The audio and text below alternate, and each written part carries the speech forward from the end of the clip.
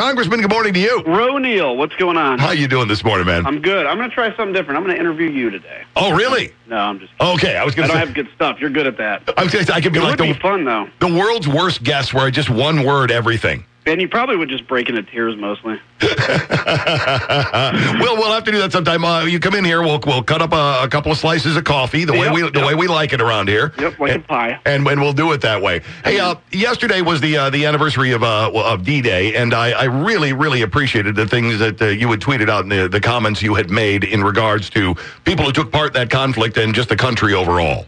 You know, it's so you think about it this way: as many as we have lost in Afghanistan and Iraq, in my generation's war, our generation's war. You think about that, and they lost the World War II generation lost those amount of people, that many people, in an hour or two of D-Day. You think of Reagan's speech, "The Boys of Point du Hoc," and at that time when he gave it, this is weird. I turned 40 a few months ago, and you kind of look back, you start to think about how quickly time goes once you finally turn 40. Yeah. And I look back and I go, when I was born, the Vietnam veterans were my age now. And you think about, like, my father's age, those were the World War II guys. And I remember, my grandpa could never talk about it. And, I, in fact, once got him to talk about, I asked him if he would. It was a year before he died. I'm like, can you talk about the war? And it was like a taboo subject in our family. And he was like, yeah, I'll try. And everybody left the Thanksgiving dinner table eventually, and I finally said, hey, Grandpa, can you talk to me? And he just started to talk, and he broke down in tears. And see your, 80-year-old grandfather bawl is sobering. So you think of D-Day, you think of, the Pacific, and it's just what a great generation. And I honestly believe, Riley, that this generation now, even though people like to complain about them being addicted to their phones and whatnot, this is a great generation. The people that today still go into the Army recruiter, raise their right hand to protect and defend the Constitution of the United States, and they don't remember 9/11. Right. Yeah, gosh, I hadn't even considered that angle on things. Yeah, they know about it, but don't have a direct memory necessarily of what happened that day. That's right. And despite that, and despite, sometimes the news or culture saying, hey, it's all about you, whatever feels good, do it, education taking God out of things, and, making people believe there's no afterlife or whatever, you still have people that voluntarily walk in and say, I'm going to put my life on the line for Riley O'Neill and Adam Kinzinger, even though I don't know who they are and they don't know me and may never know me. I've got I always wore a black bracelet for a guy named Christopher Horton who died in Afghanistan. I got a new one now. I put a new one on from 15 March 18. My buddy, Andreas O'Keefe, who was killed in Iraq. As a helicopter pilot. I flew with him in Iraq in a different aircraft. And you just remember, look, as much as we talk about politics and it's important, sure, there are people that give everything so that we can do that. Absolutely. And have for years and will continue to do so. Absolutely. So, yeah, you mentioned the greatest generation and all. That subtracts nothing from the current generation who's doing what they do so well and have done it for a very, very long time, too. That's right. That's right. America makes heroes. Yeah, you're absolutely right. You'd mentioned along those lines on your Twitter feed, I'm looking at the Semi to Soldiers was a cool thing in downtown LaSalle. Operation Hero Box, Semi to Soldiers. Just gathering up items for servicemen and women, loading up semis, and let's get stuff over to them. After September 11th, after the invasion of Afghanistan, after Iraq, we heard a lot about these drives. Let's get these things together. Let's get these guys the stuff that they need. But you don't hear about it as often anymore. It's nice to see that. Yeah, and we don't have as many people deployed, so it's kind of out of sight, out of mind. But I'll tell you, when I was in Iraq, we'd get these boxes, and, it'd be funny. Sometimes people would send things you had, like you'd get bottles of water. Well, there's plenty of bottles of water. But sometimes you get fruit roll-ups. I love fruit roll-ups, and you never get those there.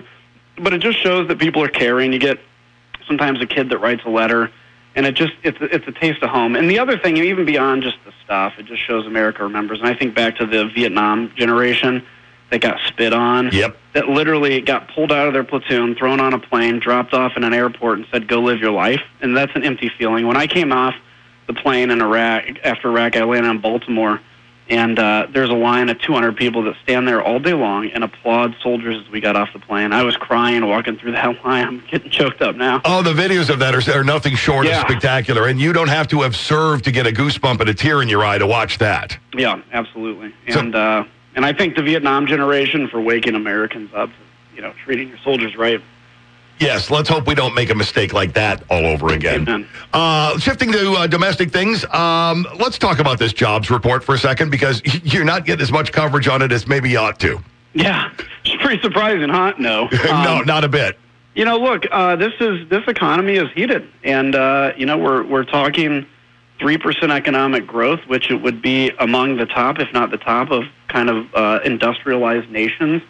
When we talk about the tax cuts, one of the things that Democrats, who are now all of a sudden deficit hawks, like to talk about is, it's going to add to the deficit. It is going to add to the deficit for a couple of years. We need to admit that, but it leads to economic growth. And if you go back, I'd encourage anybody to Google just, federal revenues by year, and you'll see that when revenues come in greater, it's not because of changes in the tax code, it's because whether the economy is growing or not. So if we have an economy that's growing, we have 6 million open jobs in this country.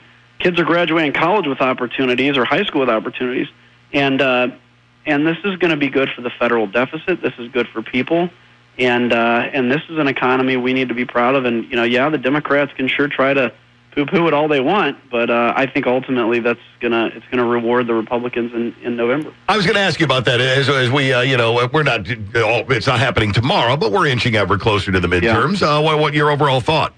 Well, look, Republicans have to vote. I mean, part of the issue we're dealing with, the generic ballot's basically tied. That's a good thing. There were only 2 times in history when the party in charge totally gained seats. That was 2002 and 1998. We can't repeat 2002 because that was because of 9/11. 1998, Clinton had just been impeached, and they still gained seats because of the economy. The economy had 6 straight quarters of economic growth. But the key is this, to your listeners who vote Democrat, don't go vote. No, I'm just kidding. You should. But to the Republican listeners, it's you guys have to show up to the polls. And, I get that maybe there's some still hangover left from the governor's race, but the problem is the Democrats, the people that are upset, are always more motivated, like we were in 2010. And so we have to be willing to turn out and show up and vote, and we can hold the House. I will tell you, though, honestly, Nancy Pelosi will be Speaker if we don't do that. Nancy Pelosi. Yeah, that is in and of itself just a frightening thought, and the running commentary on tax cuts and job growth and all that has been nothing short of scary either. Well, and think of everything that we've done. This has been the most productive Congress in modern history, no joke.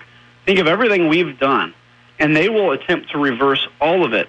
They'll add regulations. They'll pass regulations. They'll try to reverse the tax cuts.